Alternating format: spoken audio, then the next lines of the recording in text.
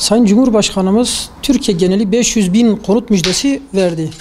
Ancak bununla ilgili Batman'a da herhalde 3810 tane konut müjdesi verildi. Güzel bir, sevindirici bir haber.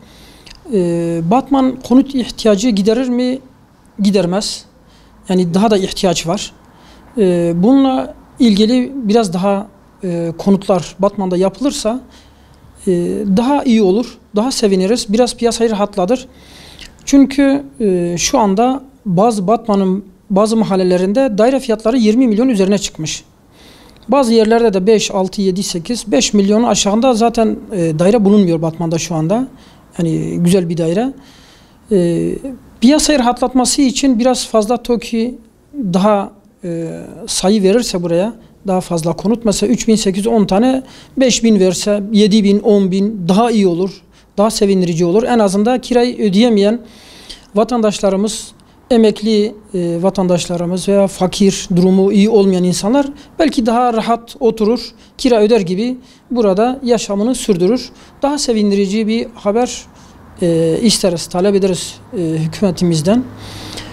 Tabii ayrıca bununla ilgili bir de Uydu Kent projesi.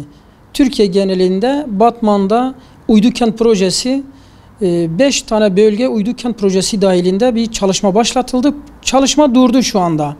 Aslında hem bu 5 tane Uydu Kent projesi ve köy imarlarını başlatılırsa Batman rahatlanır. Yani ciddi bir rahatlık verir.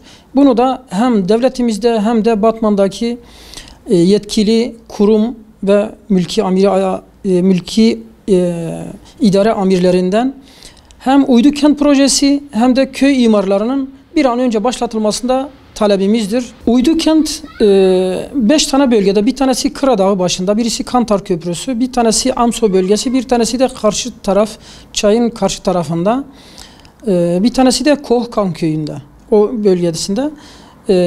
Bunlar villa imarı.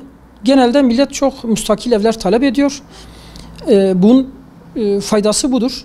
Müstakil ev, 2 katlı müstakil ev yapılır. Ondan sonra köy imarı ise köy mücavir alanı içerisinde 2 katlı imarın verilmesi. Hem köy rahatlanıyor hem de vatandaşların talebi de karşılanıyor. Bundan da talebimiz bir an önce yerine getirilmesini istiyoruz.